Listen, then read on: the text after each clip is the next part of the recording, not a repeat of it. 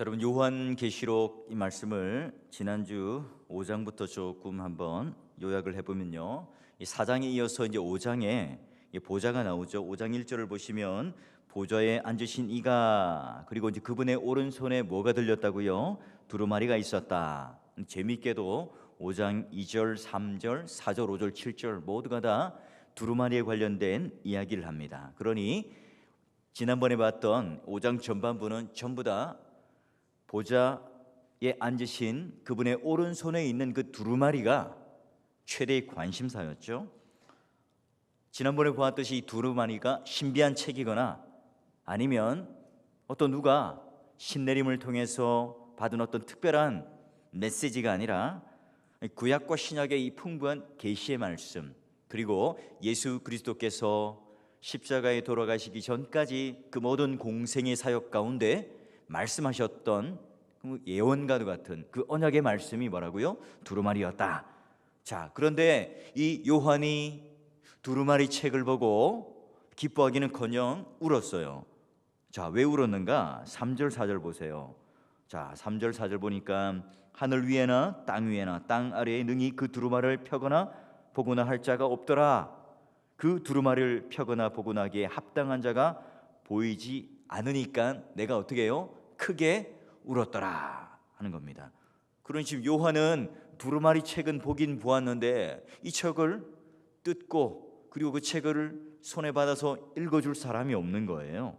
요한이 절망 중에 통곡하고 있을 때 장로 중 한 사람이 나와서요, 울지 말라 위로를 해요.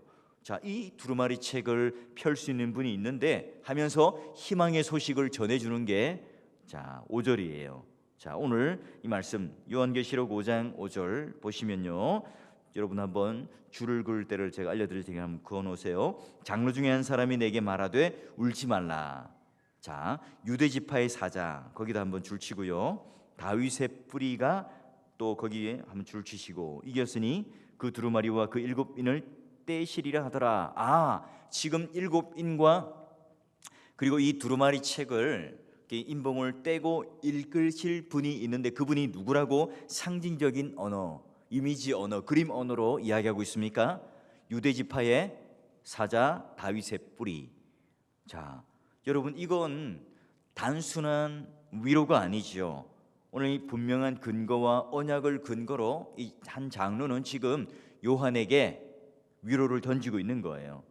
자, 여러분 오늘 우리가 이 읽었던 이 말씀처럼 우리는 지금 이 말씀을 읽을 때에 이게 뭔지 잘 모르겠어요. 그리고 과연 이 책을 펴고 그 인을 떼기에 합당하신 분이 누구냐 이렇게 물어볼 때 재미있게도 장로는 김아무개다, 최아무개다 이렇게 말을 하는 게 아니라 뭐라고 얘기를 했다고요? 수수께끼처럼 유다 지파의 사자 그리고 이새의 뿌리라고 하는 것으로 좀 상징적이고 이미지적인 것으로 이야기를 해요.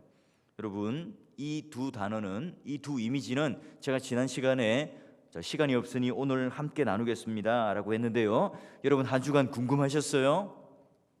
예, 죄송합니다.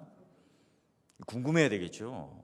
저만 이 마음에 가슴에 콩닥거리는 마음을 가지고 오는 게 아니라, 여러분 저도 말했죠. 제 평생에 한번 이게 처음이자 마지막 요한계시록 강의일 수 있고요, 여러분도 이제 우리 천국 가기 전에 마지막 강론일 수 있습니다. 제가 최대한 일을 잡듯이 요한계시록은 철저하게 금요일 날 가려고 생각하고 있습니다. 자, 여러분 우리 21세기 성도들의 눈에 보기에는 유대지파의 사자 또는 이새의 뿌리 마치 어떤 뜻인지 뭔가 코드 같고 수수께끼 같아요. 그런데 여러분 그 당시 때 성도들, 유대인들 또는 이 편지를 받아보는 모든 사람들은, 또는 이 구약의 성도들은 그 메시아를 대망했던 사람들의 입장에서 볼 때는 이 두 용어는 오히려 더 선명한 그림이고 사진이었어요. 이 장로가 이렇게 말하는 것은 그들에게 수수께끼를 내거나 아니면 그들이 깨닫지 못하도록 꼬우고 있는 게 아니라 오히려 단박에 알아차릴 수 있도록, 야, 이분이 책을 받을 텐데, 그리고 인봉을 뗄 텐데, 그리고 읽으신 그런 놀라운 능력에 합당하신 분인데 그분이 바로 이러한 분이야 라고 우리들에게 딱 그림처럼 전해주고 있는 거예요. 그러니까 구약 성경 그 전체를 다 이 두 이미지로 요약을 해서 그 당시 성도들에게 알려주고 있는 거예요. 자, 말하자면 오늘날 여러분 카카오톡 이런 거 하시잖아요. 그러면 여러분 이모티콘 이런 거 합니까? 눈물 찔끔 흘리고 또 막 뿔난 거 이런 거 있잖아요. 이제 그런 걸 가지고 이모티콘을 하면서 글로 쓸 거를 또는 굉장히 많은 그런 표현을 해서 텍스트로 만들어야 될 것을 그 움직이는 그림 또는 그런 그 이모티콘을 가지고 설명하잖아요. 마찬가지로 요한계시록에서 이 상징도 다 오늘 우리와 함께 소통하기 위한 이모티콘이에요. 여러분, 야 너 이거 보고 전혀 깨닫지 말라 하면서 여러분 뭐 웃는 그림 또는 막 그 찡그린 그림 이런 이모티콘을 보내는 게 아니잖아요. 그분과 소통하기 위해서, 아니면 사랑하는 애인과 함께 돈 주고도 사잖아요. 뭐 500원, 1000원 이렇게 이모티콘 돈 주고 사서 또 보내고 하잖아요. 그런 것처럼 오늘 요한도 자기가 보았더니 환상, 이걸 뭡니까? 그들이 이해할 수 있는 언어, 구약에 있는 이미지, 그걸 가지고 지금 소통을 하는 이모티콘이라는 겁니다. 그러면 오늘 이 본문에 나타나는 유대지파의 사자와 이새의 뿌리는 성경신학적 근거, 구약에서 어떻게 이야기를 하고 있는가, 그 이미지를 볼까요? 여러분, 이 책을 개봉할 수 있는 분, 인을 뗄 수 있고 읽을 수 있는 분은 유대 지파의 사자라고 했는데, 이건요 창세기 49장 9절에 가면 알 수 있어요. 한번 넘겨보실래요? 야곱이 그 네 번째 아들 유다를 예언할 때의 그 배경으로 해요. 49장 9절 10절 우리 한번 화면 보시면서 읽어볼까요? 시작. 유다는 사자 새끼로다. 내 아들아, 너는 움킨 것을 찢고 올라갔도다. 그가 엎드리고 움코림이 수사자 같고 암사자 같으니 누가 그를 범할 수 있으랴. 규가 유다를 떠나지 아니하며 통치자의 지팡이가 그 발 사이에서 떠나지 아니하기를 실로가 오기까지 이르리니 그에게 모든 백성이 복종하리로다. 아멘. 자, 유다는 어떤 동물로 비유했다고요? 사자. 자, 구약에서 이 야곱의 예언을 성취하는 유다 지파의 특징적인 가장 걸출한 인물 자손이 누굽니까? 바로 유다 지파의 동물의 왕 사자로 비유되는 그 한 사람이 바로 다윗이죠. 그래서 그는 사자와 같이 이스라엘의 모든 대적들을 다 물리쳐요. 그래서 늘 조공을 갖다 바치고 늘 침략당해왔던 이스라엘이 그때만큼은 평화를 구가하고 오히려 세계의 경찰을 자처하면서 그 모든 힘의 균형을 이루고 있는, 말하자면 팍스 이스라엘, 그런 그 놀라운 국제적으로 또는 경제적으로 국방이나 외교나 모든 것들에 탁월한 하나의 통치자로 등극을 하죠. 그래서 여러분, 하나님께서 이 족장들에게 약속하셨던, 창세기에 족장들에게 약속하셨던 그 땅을 모두 다 다윗 시대 때 정복을 합니다. 그러니까 다윗은 위대한 정복자였고 모든 백성을 그에게 복종시켰던 왕이기도 했지요. 그래서 오늘 이 다윗을 통하여 영원한 언약을 이루기 위한 한 표로, 영원한 정복자, 만민을 그 앞에 복종시킨 하나의 왕으로, 예표로 우리들에게 보여주고 있습니다. 자, 그러면 이 예언대로 유다 지파를 통해서, 그리고 이제 다윗이라는 걸출한 인물을 통해서 나타나는 이 신약의 누가 그러면 이 다윗 지파의 계열의 아들이란 말이죠. 바로 이제 우리가 신약에 보게 되는 예수 그리스도예요. 자, 그는 마치 움킨 것을 찢고 올라가는 사자와 같고 먹이를 사냥에 성공하기 위해서 엎드리고 있는 암사자와 같다 하는 이 표현처럼 아무도 예수님을, 그 하나님의 아들을 범접할 수가 없었습니다. 그리고 예수 그리스도는 하나님과 그의 백성의 대적을 정복시키기에 합당하신 분이고요. 그리고 예수를 믿고 따르고 또한 그분 안에 들어가는 자들은 모두가 다 하나님께서 주시는 그 복, 그리고 끊어졌던 모든 관계의 복을 이루게 하실 그분입니다. 그러기에 참으로 예수 그리스도는 이 모든 것들을 성취하기에 합당하신 분이죠. 그래서 예수님은 다윗의 뿌리로서 그 책을 펴고 그 인을 떼기에 합당하신 분이다. 그 표현으로 유대 지파의 사자다 하는 그 이미지를 놓는 겁니다. 그러니 이스라엘의 참된 왕은 누구라고요? 바로 예수 그리스도시다 하는 것을 하나의 이모티콘, 상징으로 보여줍니다. 자, 그리고 이제 예수님을 이새의 뿌리라 이렇게 부르는 것은요, 이사야의 11장을 배경으로 해요. 여러분, 이새는 누구죠? 이새, 다윗 왕의 누굽니까? 아버지. 갑자기 물어보니까 당황스럽죠. 이새는 바로 다윗의 아버지예요. 자, 이사야 11장 1절을 가보면 이런 표현들이 나옵니다. 이것도 굉장히 여러분 독특한 표현인데요, 잘 메모해 놓으시고 정리를 해두세요. 자, 이새의 줄기에서 한 싹이 나요. 그리고 그 뿌리에서 뭐가 나죠? 한 가지가 나서 결실할 것이요. 자, 11장 10절도 한번 보면 이렇게 되어 있습니다. 그날에 이새의 뿌리에서, 누구의 뿌리요?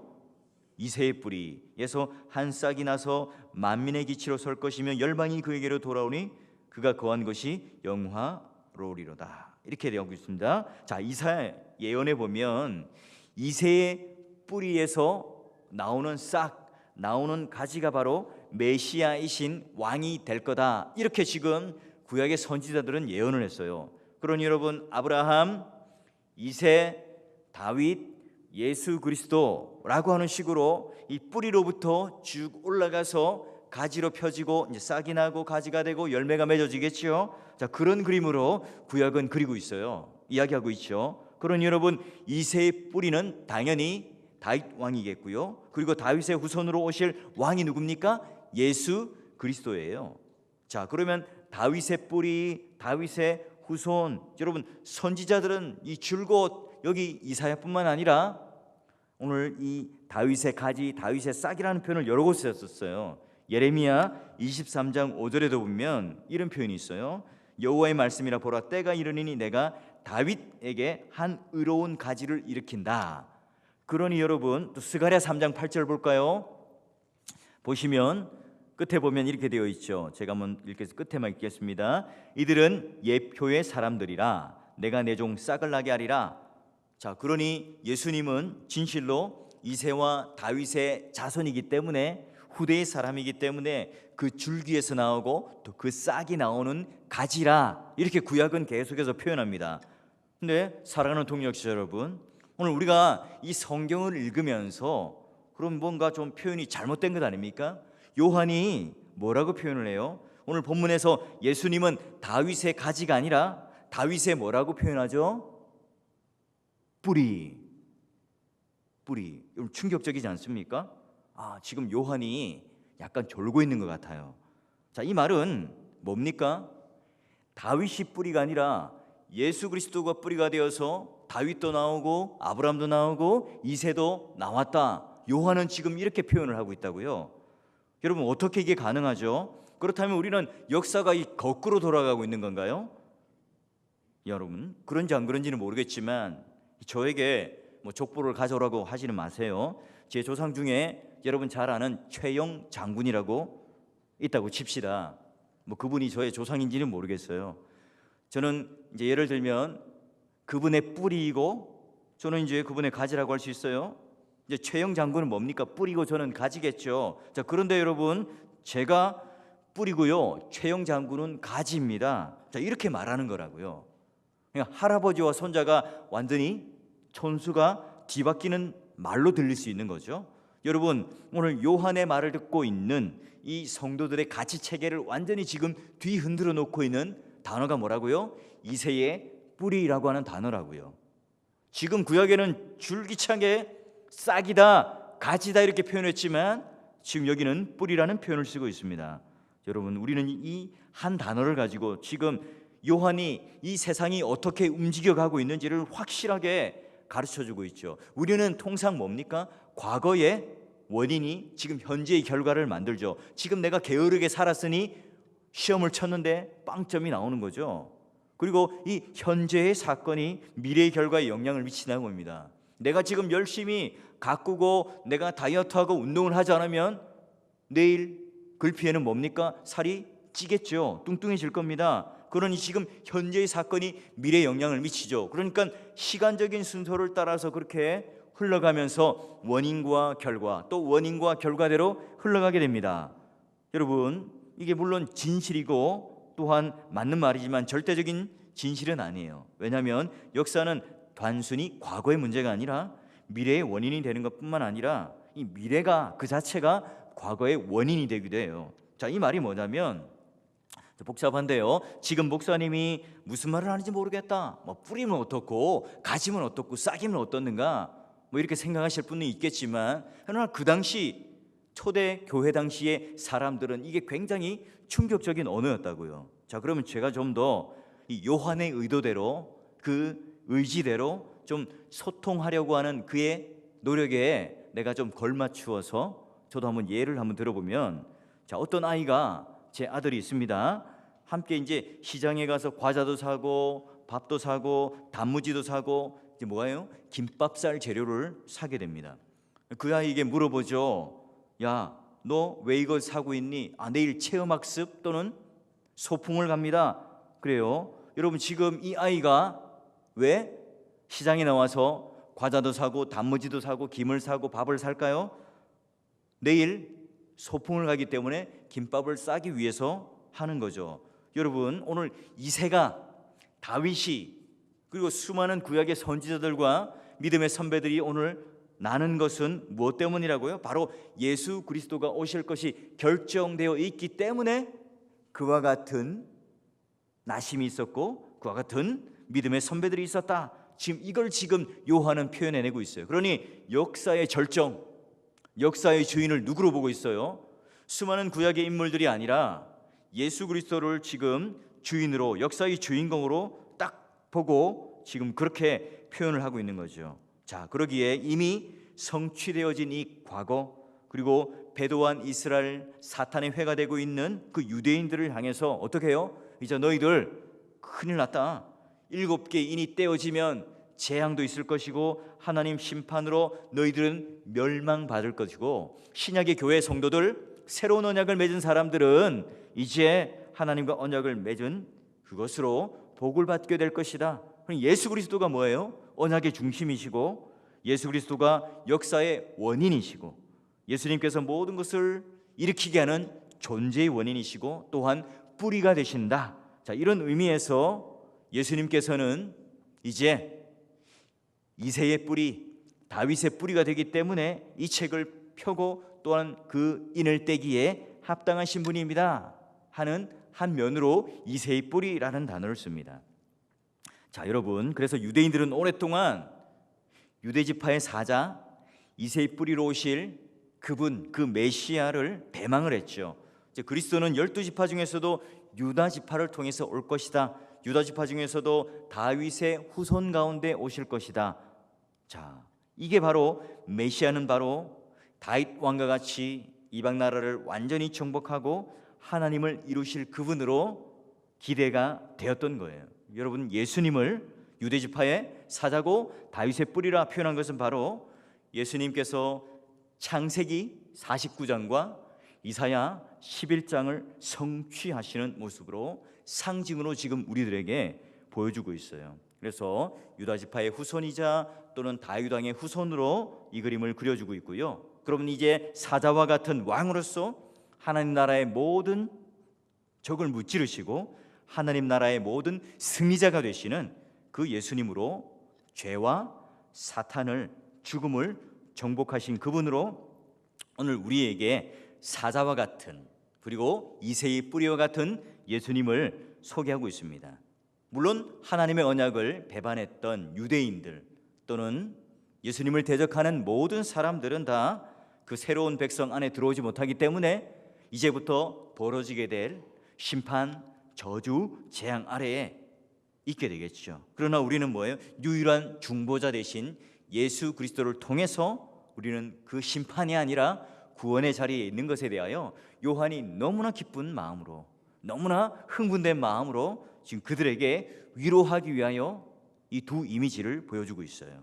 자, 이제 사도 요한은 그 장로로부터 그 책을 받고 인봉을 뗄 할 인물이 유대지파의 사자요 이새의 뿌리라는 설명을 들은 이후에, 자, 그분을 보기 위해서 눈을 들어 몸을 돌려 보았던 거죠. 자, 그게 뭐냐면 바로 5장 6절인데요. 5장 6절을 한번 보면서 또 어떤 이미지가 나오는지 한번 볼까요? 함께 읽습니다. 시작. 내가 또 보니 보좌와 내 생물과 일찍이 죽임을 당한 것 같더라.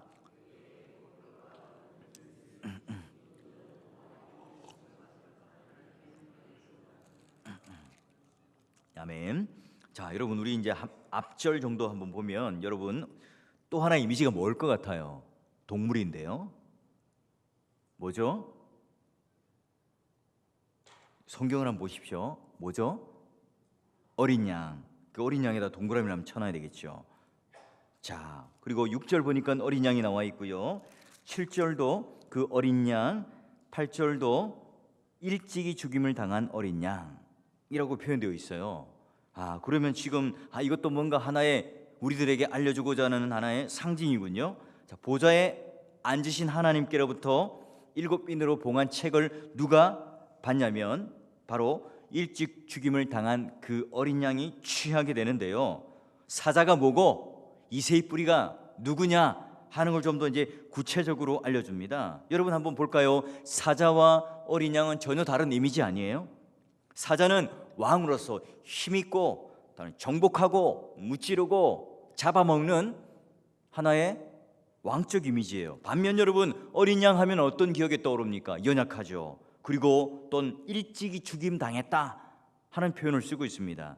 여러분 사자 같은 예수님 그리고 어린 양 같은 예수님은 아주 대조적이에요. 왜 지금 예수님을 두고 사자다 어린 양이다 이렇게 표현하고 있는 것일까요? 그리고 일찍 죽임을 당한 어린 양이다. 이게 과연 언제 일어난 사건을 염두에 두고 말하고 있는 걸까요? 여러분 우리가 가깝게는 십자가에 돌아가신 예수님을 생각할 수 있겠죠. 좀 더 멀리 보게 되면 출애굽하기 직전에 10가지의 재앙 가운데에 마지막 이제 바로가 교만하여서 자기 고집을 꺾고 하나님 앞에 순종하지 않을 때에 장자재앙이 있었죠. 자기 아들 그리고 모든 가축들 첫 번째 난 것들은 다 죽게 만들어 버렸죠. 자, 거기에 대해서 이제 두 손 들고 항복하는 그 과정에 있고요. 그리고 이제 고센 땅이라고 하는 구별된 곳에서는 뭐가 또는 어떤 방편으로 그들은 죽음을 면했습니까? 바로 어린 양, 한 가족 단위로 어린 양을 잡음으로 그 피를 문설주에 바르면 그 심판, 그 죽음을 면했던 겁니다. 그러니 여러분 오늘 일찍 죽임을 당한 어린 양은 과거에 구약의 출애굽에 있었던 그 어린 양, 그리고 이제 신약에 오면 그냥 단순하게 온순하고 부드럽고 한 그런 특성으로 묘사하는 게 아니라 그가 하신 사역, 결정적인 사역이 뭐죠? 바로 구약의 어린 양이 되어서 그 피를 통하여 문설주에 발림을 당했던 제물처럼 예수 그리스도께서는 십자가라고 하는 그 제단 위에 어린 양이 되셔서 오늘 그 모든 것들을 완성시키고 또한 성취시키기 위해서 그 어린 양이 일찍 죽임을 당한 어린 양이 되셨죠. 여러분 보세요. 유다 지파의 사자가 되고 이새의 뿌리가 되기 위해서 결정적으로 예수님께서 하셔야 할 사건이 뭐라고요? 죽임 당한 어린 양이 되어야 한다는 거예요. 그러니 오늘 예수님께서 정복자로서 심판자로서 세상을 다스릴 그 모든 최종의 주인으로서 그 보좌에 앉으실 분으로 등극하기 위해서는 그가 자기 백성을 위한 뭐가 돼요? 희생의 제물이 되어야 합니다. 어린 양이 되어야만이 그게 가능하죠. 여러분 그 어린 양의 모습을 한번 자세히 들여다볼까요? 6절 후반절에 보면 그 어린 양에 보니까 뭔가 괴물 같아 보일 수 있겠지만 그래도 한번 상상해 보세요. 그에게 7뿔과 7눈이 있으니 이 눈들은 온 땅에 보내심을 받은 하나님의 7 영이더라. 여러분 성경에서 뿔 하면 알잖아요. 힘과 권세에 대한 상징이고요. 그러니 예수 그리스도께서는 그 뿔을 가지고 원수들을 다 물리치실 거예요. 자, 그리고 이제 6장에서 보면 그 무시무시한 재앙들이 하나 둘 펼쳐지면서 이제 하나님의 그런 어린 양의 뿔 달린 모습, 힘의 권세의 모습을 보여주게 됩니다. 이게 어떤 그림이냐면 여호수아 6장에 보면 이전에 이스라엘 백성들이 여리고 성을 칠 때의 그 모습이에요. 매일 한 번씩 돌다가 마지막 날에는 7번 돌죠. 그리고 7명의 제사장들이 7 양각나팔, 양의 뿔로 만든 그 나팔을 일제히 불 때에 큰 소리로 외칠 때에 그 여리고성은 무너지게 되었죠. 그러니 여러분, 어린 양의 7뿔은 바로 원수와 그들과의 그 성을 무너뜨리고 자기 백성에게 완전한 승리를 가져주었던 그 그림들이 연상되는 겁니다.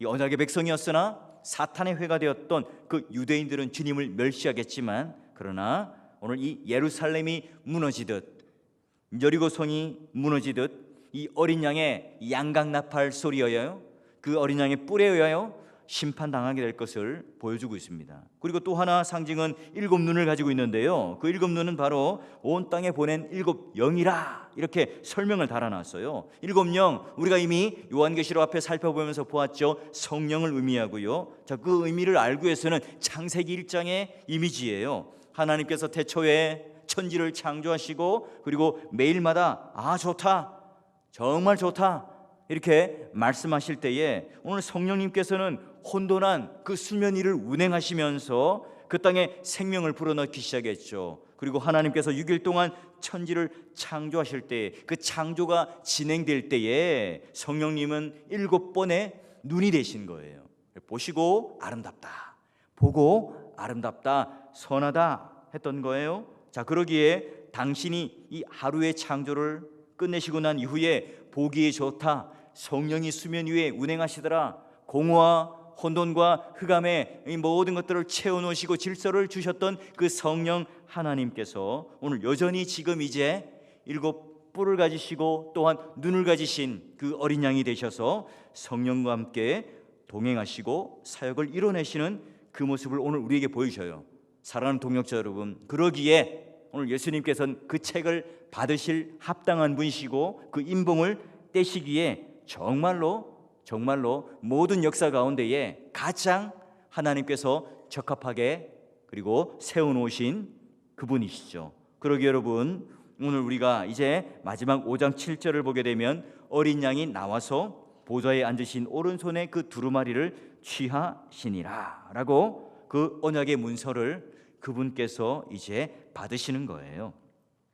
여러분, 하나님께서 이 계획한 이 종말 그리고 심판, 이 모든 것들은 다 오늘 유다 지파의 사자고 이새의 뿌리와 같은 그 왕적인 모습으로 오늘 우리를 다스리는 그런 하나의 상징적인 이미지가 있지만, 그러나 여러분, 아이러니하게도 그 승리의 답을 이뤄내는 게 뭐라고 그랬죠? 그 역사의 정점, 그리고 그 뜻을 이뤄내고 그리고 진짜 그와 같은 왕적인 모습, 사자와 같은 모습을 이뤄내기 위해서는 먼저 일찍 죽임당한 어린 양이 되어야 한다.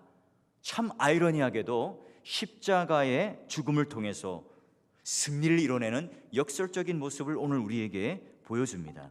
십자가의 죽음은 우리들이 보기에는, 세상 사람들이 보기에는 패배였죠. 그러나 하나님 보시기에는 십자가라고 하는 승리를 통해서 예수님께서 이제 십자가 죽음이라는 이 방법을 통해서 하나님 나라의 모든 원수를 다, 사탄 그리고 사망, 죽음, 죄 이런 것들을 다 말끔히 없애시고 오늘 우리들에게 진짜 유다 지파의 사자가 되셨고 이새의 뿌리가 돼서 이제 하나님께서는 예수님을 어디에요? 승귀 하늘 보좌 우편에 앉아 계시게 하셔서 만왕의 왕이 되게 하셨다. 여러분, 그러기에 교회의 주인 되는 이 모습은 바로 제일 먼저 일찍 죽임당한 그 어린 양이 오늘 우리들에게 중요한 순서적 논리적 기초가 되어야 한다는 사실이에요. 그런데 여러분, 오늘날 교회는 어떻죠? 자꾸 유다 지파의 사자, 이새의 뿌리 이것만 우리는 자랑하는 것 같아요. 그래서 교회가 세상처럼 힘도 가지고 또 교회 안에서도 더 큰 교회, 작은 교회 이런 것들을 비교해 가면서 여러분, 오늘 나는 그런 놀라운 능력을 가진, 마치 나는 다른 교회에 비하면 유다 지파 같고 그 사자 같고 또 이새의 뿌리 같은 그런 마음으로 여러분 우리는 생각하고 있는 것 아닙니까? 오늘 철저하게 요한이 바라보았던 일찍 죽임을 당했던 그 어린 양을 통해서 오늘 우리의 구세주가 되시고 역사에 종결하실 분이다. 여러분, 이걸 깨달을 때에 우리 서로가 상처를 주거나 또는 헐뜯거나 또는 서로를 폄하하는 그 일들에서, 물력과 탐욕에서 벗어난 채 내가 자꾸 왕이 되려고 하는 이 마음들, 군림하려고 하는 이 마음들을 내려놓고 죽임당하신 그 어린 양을 통하여, 그 책을 지금 받고 계신 죽임당하신 그 어린 양을 다시 한번 우리는 바라볼 수 있겠지요. 여러분, 이제 우리가 이 땅을 살아가면서 자꾸 이런 하나님 자기 백성에 주시는 땅의 역할들을 이해하지 못한 채 자꾸 그런 유대주의적 사관 또는 예루살렘주의적인 사관, 시오니즘, 이런 것들이 우리가 자꾸 현혹되면 안 돼요. 그래서 저 팔레스타인에 있는 땅을 너무 성경적인 의미를 부여해서 여러분 백투더 예루살렘이라는 표현을 써서 너무 신학적 논리로 협소하게 만들거나, 또는 잘못되어서 지역적인 한계나 그곳만을 땅끝이라고 이해하면, 그리고 오늘 우리가 바라보는 것처럼 마치 유대 지파의 사자와 이새의 뿌리만을 바라보는 편협한 시각을 가지는 것과 똑같죠. 사도 바울이 로마서 4장에 말한 것처럼 오늘 이 땅에 하나님 백성으로서 우리에게 기업을 주시기 위하여 이 교회를 향하여 7뿔과 7눈을 가지신, 그리고 죽임을 당하신 그 어린 양의 공로로, 그 은혜로 우리는 여전히 지금 이 자리에 있음을, 그러기에 오늘 그분이 사자로서 다윗 왕과 같은 모습으로 오늘 우리가 마지막 정결의 심판을 다 끝내시고 참된 구원을 베풀고 완성된 구원을 베풀어 주실 것이다. 여러분, 이 사실을 깨달을 때에 어떻게 찬양을 안 할 수 있겠습니까? 그러기 이 뒤이후의 모습은 뭡니까? 바로 경배와 찬양을 드리는 웅장한 모습으로 그려지게 되겠지요. 사랑하는 동역자 여러분, 오늘 우리가 자꾸 이 성경을 피상적으로 이해하거나 아니면 내가 이 땅에서 보여지는 그런 가치를 가지고만 보게 된다면 이 죽임당하신 어린 양보다는 사자, 왕, 이 모습에 우리는 더 매력적으로 보일 수 있을 거예요. 더 우리는 갖고 싶죠. 저도 마찬가지 아니겠습니까? 여러분, 여러분에게 칭찬받고 인정받고 존경받는 왕이 되고 싶어요. 저도 다윗의 그런 뿌리로, 이새의 뿌리로 왕이 되고 싶죠. 그리고 유대 지파의 사자처럼 힘있고 능력있고 카리스마 있는 그런 사람이 되어서 그렇게 살면 참 편하잖아요. 좋잖아요. 얼마나 멋있습니까? 매력적입니까? 그러나 교회의 주인 되신 그분은 그 모습으로 오늘 그분의 뜻을 완성하고 성취한 게 아니라 그것은 결과였어요. 그냥 주어진 선물이었죠. 뭐죠? 죽임 당하신 어린 양. 나는 과연 교회를 다니면서 십자가를 통과하고 있는지, 죽음의 길을 통과하고 있는지, 오늘 예수님과 함께 십자가에 못 박히시는 그 어린 양, 실질적인 두루마리 책을 손에 쥐는 그 어린 양을 바라보며 동행하고 있는 그런 은혜의 깊이 가운데 들어간 예배와 기도를 드리고 있는가 살펴봐야 되겠죠. 여러분, 얼마든지 교회가 돈이 있으면, 교회가 크면요, 돈을 투자해서 남들이 따라하지 못할 그런 것들을 장착해놓고 여러분 사람을 불리고 하는 그 일들에 얼마든지 할 수 있죠. 여러분, 그런 모습으로 왕의 모습, 사자의 모습으로 우리는 갈 수 있어요. 그러나 교회는 절대로 그렇게 해서는 안 돼요. 이웃들을 상처를 주거나 그 한 모습이 아니라 철저하게 우리가 건강할수록, 철저하게 우리가 하나님 편의 은혜를 받았을수록, 철저하게 우리가 하나님 앞에 바른 진리로 붙들고 살아간다면 그런 왕적인 모습이 아니라 죽임당하신 어린 양의 모습으로 세워주고 격려해주는 모습이 과연 오늘 우리에게 얼마나 있는가?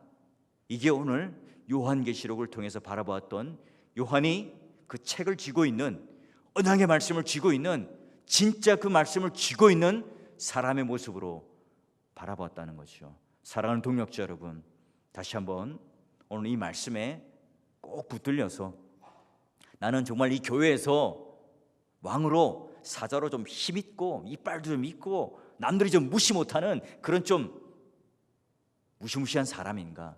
아니면 남들 보기에 조금 삐리해 보이고 조금 이렇게 연약해 보이고 착해 보이고 바보 같아 보이지만 죽임 당하신 그 어린 양의 모습 가운데 주님의 십자가가 무엇인지, 주님께서 고난의 길을 걸어가시면서 참된 하나님의 뜻을 이뤄내신 그 놀라운 은혜가 무엇인지를 그걸 붙들고 여러분 살아가시겠습니까?